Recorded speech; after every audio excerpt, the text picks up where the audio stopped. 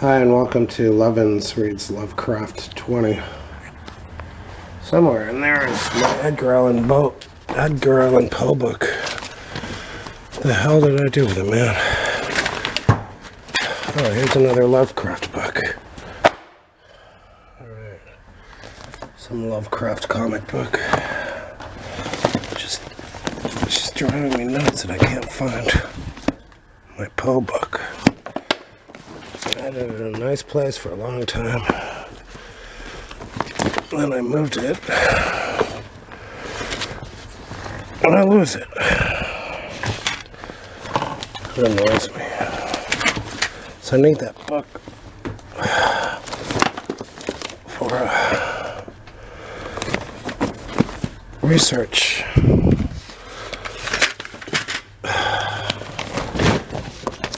God, this is so annoying. I wonder what the hell I did with it.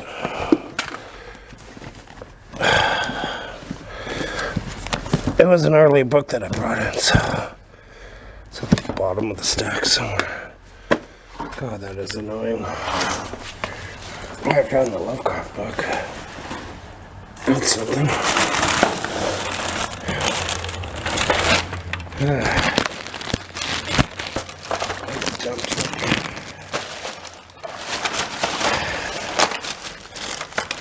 I like this thing. I appropriated it. My building manager used to be in a remote control. And definitely that bulldozer needs to take care of that load. And the other things I have Scooby-Doo Pez.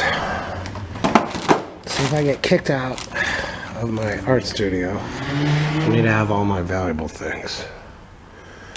Kiss Pez. This is a treasure beyond compare. Book of Genesis, illustrated by Robert Grimm.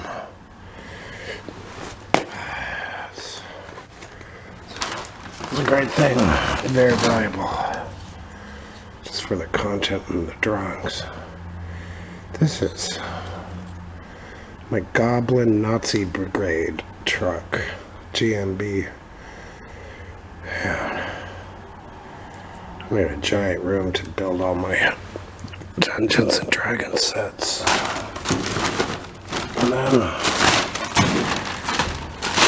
I have this stupid notebook that has a lot of graph paper in it that I'm now using. Just empty notebook to be used for something that I'll come up with. Okay. Yeah, this is turning into an action show. Okay.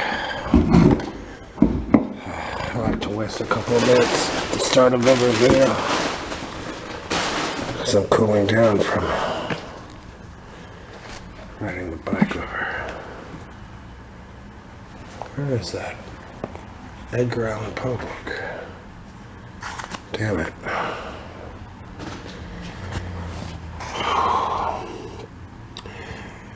Continuing on with the tomb. As the phantom of the burning house faded, I found myself screaming and struggling madly in the arms of two men, one of whom was a spy who had followed me to the tomb. Rain was pouring down in torrents, and upon the southern horizon were flashes of the lightning that had so lately passed over our heads. My father, his face lined with sorrow, stood by as I shouted my demands to be laid within the tomb, frequently admonishing my captors to treat me as gently as they could. A blackened circle on the floor of the ruined cellar told of a violent stroke from the heavens, and from this spot a group of curious villagers with lanterns were prying a small box of antique workmanship with the thunderbolt, which the thunderbolt had brought to light. Seizing my futile and now objectless writhing, I watched the spectators as they viewed the treasure trove and was permitted to share in their discoveries. The box, whose fastenings were broken by the stroke which had unearthed it, contained many papers and objects of value. But I had eyes for one thing alone. It was a porcelain miniature of a young man in a smartly curled bag wig and bore the initials J.H. The face was such that as I gazed, I might well have been studying my mirror. On the following day, I was brought to this room with the barred windows, but I have been kept informed of certain things through an aged and simple-minded servitor for whom I bore a fondness in infancy, and who, like me, loves the churchyard. What I have dared relate of my experiences within the vault has brought me only pitying smiles. My father, who visits me frequently, declares that at no time did I pass the chained portal, and swears that the rusted padlock had not been touched for 50 years when he examined it.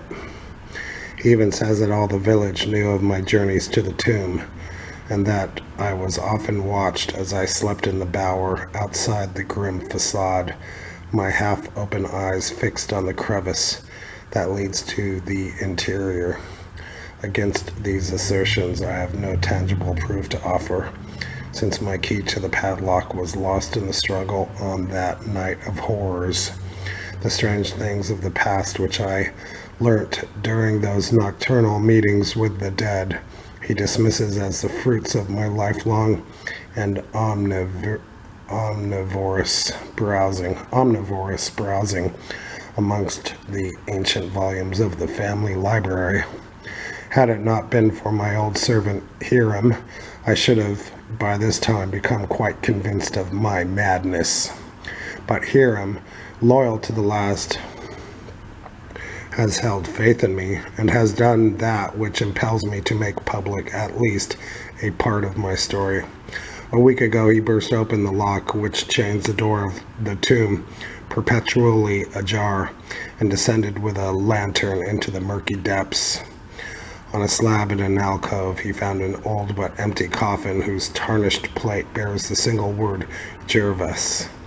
Jervis. In that coffin and in that vault they have promised me I shall be buried. And there ends the tomb. Alright. Not a bad story. Fun to read. I enjoyed it more than I thought I would. And the next one is Day Gone, which is a favorite of mine. I kind of like it. Alright, that's it for today. So next time I'll do Day Gone. It's a pain in the ass to come over to the storage unit, but once I get here and I get my work done in here, I feel good the rest of the day. So thanks for enjoying my adventure today, and I'll see you next time. Woohoo! I found my Poe book. I put it on a shelf. And I looked and there it was, right where I put it. We're gonna have fun with that.